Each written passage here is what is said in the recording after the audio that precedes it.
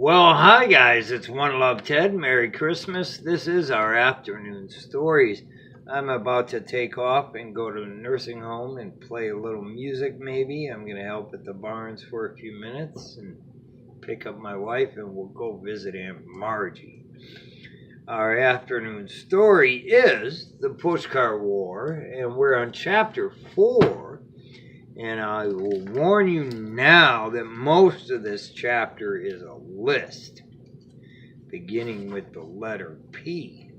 So this will be fun. Chapter 4, the summer before the war. Certainly there had been trouble coming. Anyone who had any experience of wars would have seen it coming long before the afternoon that Mac ran down Morris the florist. There had been general grumbling. New York had become so crowded with cars and taxis and buses and trucks that traffic was very slow. At first, everyone blamed everyone else. People who drove their own cars grumbled about people who rode in taxis. If there were no taxis, said the automobile owners, there would be room to drive in the streets. Taxi drivers, on the other hand, complained about people who drove their own cars. If private cars were kept off the streets, people could get where they wanted to go in a hurry, the taxi drivers claimed. The bus drivers suggested that both the taxis and the private cars should get off the streets. And the people who liked to walk found fault with everything on wheels. But what irritated everyone were the trucks. There were so many of them, and they were so big that they did not have to get out of the way for anyone. Most of the businesses in the city hired trucks to carry their goods from one place to another. To get an idea of how many trucks there were on the streets at the time, one may turn to the telephone book for that year.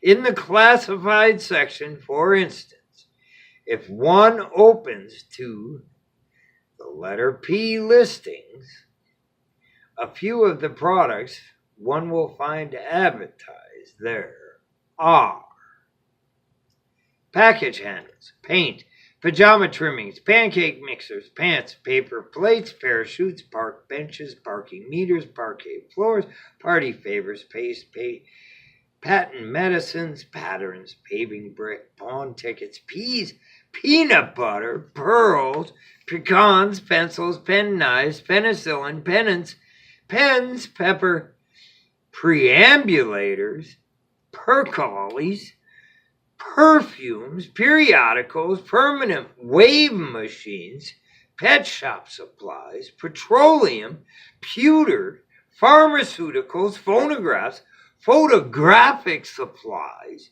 piano stools, piccolos, pickle barrels, picnic tables, picture frames, picture postcards, picture windows,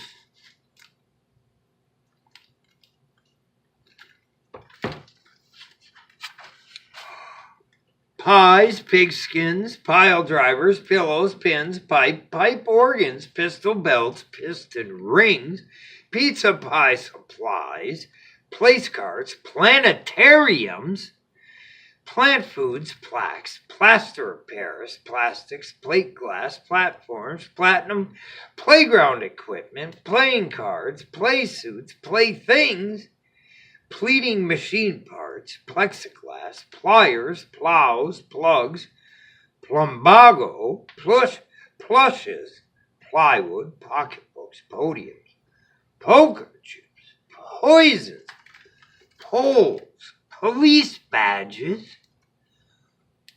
polish, polo mallets, pom-poms, ponchos, pony carts, pool tables, popcorn machines, porch furniture, postage stamp affixers, posters, potatoes, potato peelers, pot holders, potted plants, pottery, poultry, powder puffs, precious stones, precision castings, premium goods, preserves, pressing machines, pressure cookers, pretzels, price tags, printing presses, propellers, projectors, prunes, public address systems, publications, pulleys, pulpits, pumice, pumps, punch bowls, puppets,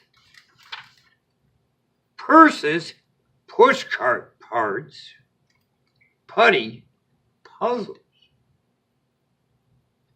One must keep in mind that the products mentioned above are only a few of the things listed under the letter P.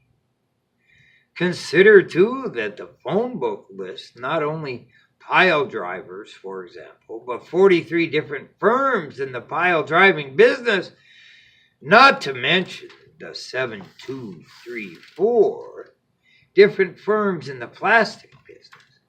Then if one remembers that each of these 43 firms employed on the average of 17 and a half trucks a day, one will begin to get an idea of the number of trucks that there must have been in New York just before the Pushcart War. The worst of it was that during the period that more and more trucks had been appearing in the city streets, the trucks had been getting bigger and bigger. The truck drivers had it all figured out. At least that is what Professor Lyman Cumberly of New York University said when he was writing about the Pushcart War some years later. Professor Cumberly's notion was that the truck drivers had gotten together and figured out that in crowded traffic conditions, the only way to get where you wanted to go was to be so big that you didn't have to get out of the way for anybody. This is known as the large object theory of history. And that's our chapter today. Tomorrow is chapter 5, Wenda Gambling Sees the Danger Signs. See you tomorrow for our afternoon.